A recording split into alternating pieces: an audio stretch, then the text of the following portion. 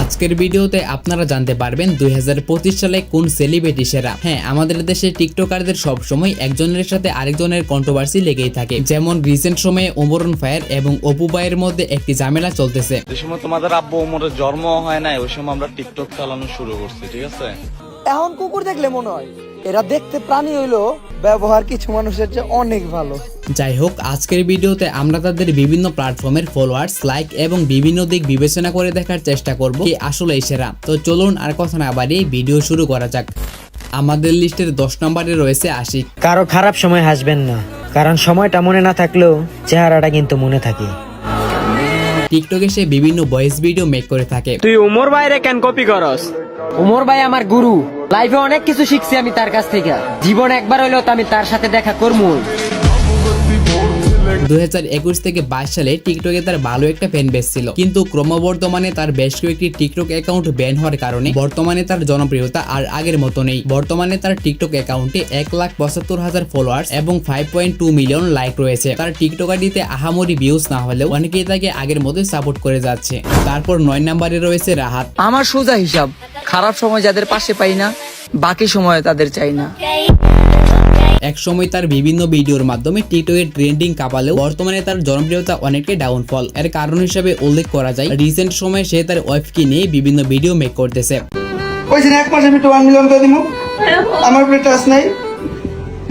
এতে করে অনেকেই তার এই ভিডিওগুলো অনেকেই অপছন্দ করতেছে। যাই হোক, রাহাতের টিকটক আইডিতে বর্তমানে 1.5 মিলিয়ন ফলোয়ার্স এবং 33 মিলিয়ন লাইক রয়েছে। আরো একটি কথা উল্লেখযোগ্য, তার বেশ কয়েকটি আইডি অলরেডি ব্যান হয়েছে। এরপর 8 নম্বরে রয়েছে ভয়েস অফ ফারহান।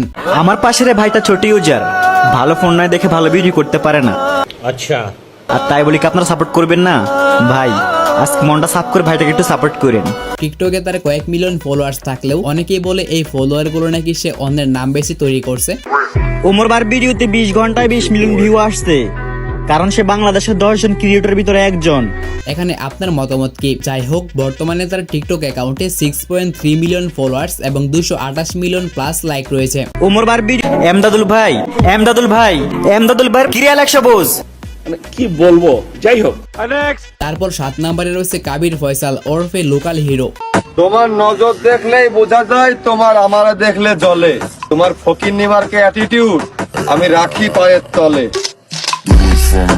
কদিন পর পর তার বিভিন্ন ভিডিও টিকটকের ফর ইউতে দেখা যায়।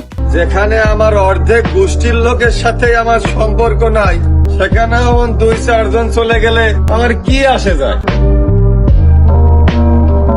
এবং তার ফ্যান বেস নিয়ে কথা বললে তার হিউজ পরিমাণ ফ্যান্স ফলোয়ার রয়েছে। তবে তার আগের কিছু টিকটক আইডি ব্যান হয়। বর্তমানে তার টিকটক আইডিতে 2.5 মিলিয়ন ফলোয়ার্স এবং 96 মিলিয়ন প্লাস লাইক রয়েছে। তবে কাবির ফয়সালকে ওরফে লোকাল হিরোকে টিকটকে খুব বেশি দেখা যায় না। তার আপলোড করা সর্বশেষ ভিডিওটি ছিল এটি। ফেসবুকে দেখি এক, বাস্তবে দেখি আর এক।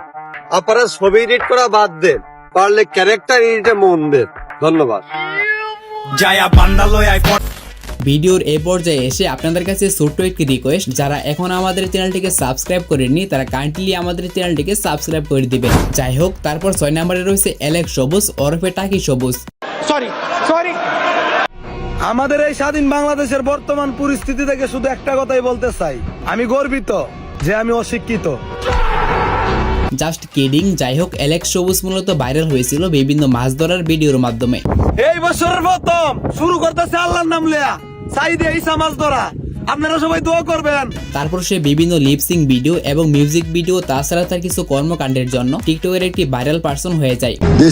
কিছু পাবলিক বলে আমরা নাকি কাপ দেখে ব্রাজিল সাপোর্ট করি। তো আজকে রাত 1টার পর দেখে নিও আমরা কি দেখে ব্রাজিল সাপোর্ট করি। তার টিকটক অ্যাকাউন্টে বর্তমানে 9.3 মিলিয়ন ফলোয়ার্স এবং 400 মিলিয়ন প্লাস লাইক রয়েছে। তারপর আমাদের লিস্টের 5 নম্বরে থাকবে মেহের চৌধুরী ওরফে বাংলার শায়ের। আমি বইন কামলা মানুষ, নিজেই বাইনা খাইতে ট্যাক্সি চালা মোরাইতে না, তা হবে না। 1 থেকে 2 বছর আগেও টিকটকের অধিকাংশ ট্রেন্ডিং ছিল তার দখলে। বিভিন্ন ইমোশনাল ভিডিও এবং এডিটিউড ভয়েস ভিডিওর মাধ্যমে সকলের মনে জায়গা করে নিয়েছিল মেহের চৌধুরী। একা ছিলাম, একা আছি আর একাই থাকবো, কবুতরের মতো ঝাঁক বেঁধে উড়তে চাই না, সন্ধে হলে মালিকের খাঁচায় বন্দি হতে চাই না।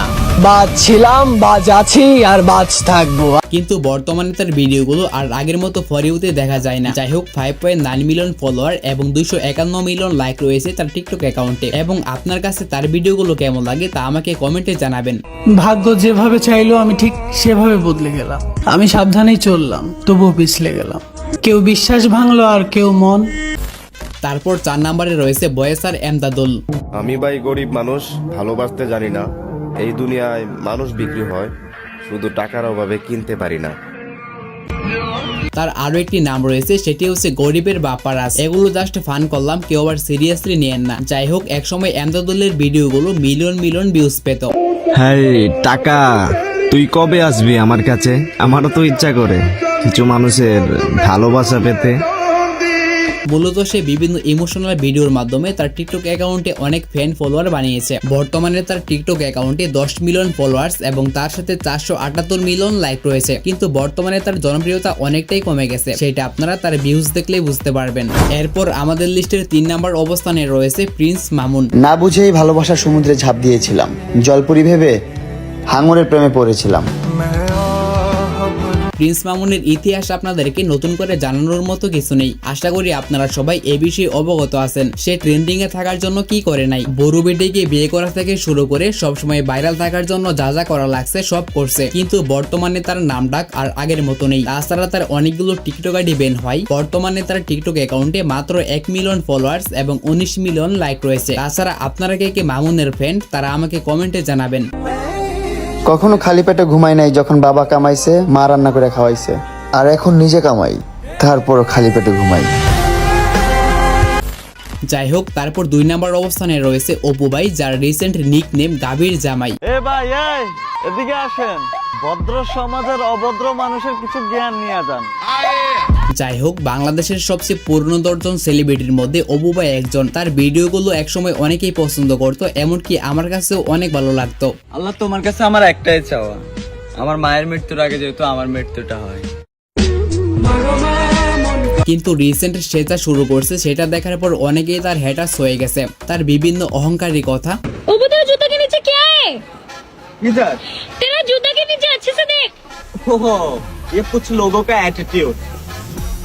মেয়ে নিয়ে অশ্লীল ভিডিও বানানো,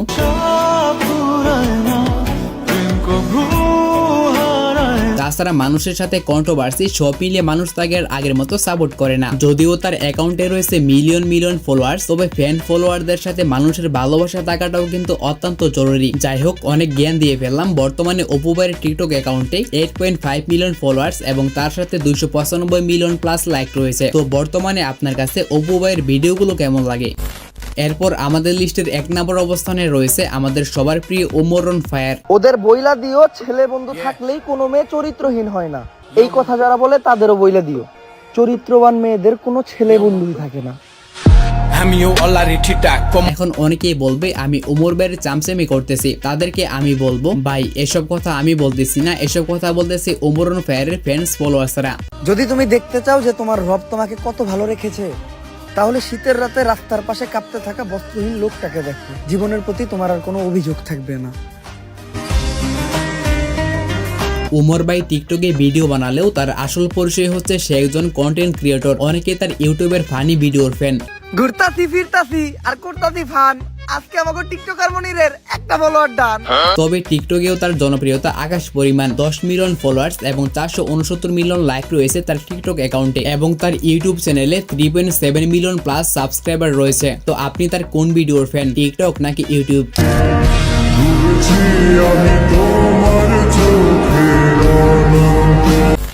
সো গাইস, আপনাদেরকে আমি সবার বর্তমান অবস্থা সম্পর্কে জানালাম। এখন এখান থেকে কে সেরা সেটা নির্বাচন করার দায়িত্ব আপনাদের। আপনার কাছে কি মনে হয় কে সেরা, সেটি অবশ্যই কমেন্টে জানাতে আমাকে বলবেন না। আর দেখা হচ্ছে নতুন কোনো ভিডিওতে নতুন কিছু নেই। সেই পর্যন্ত ভালো থাকবেন।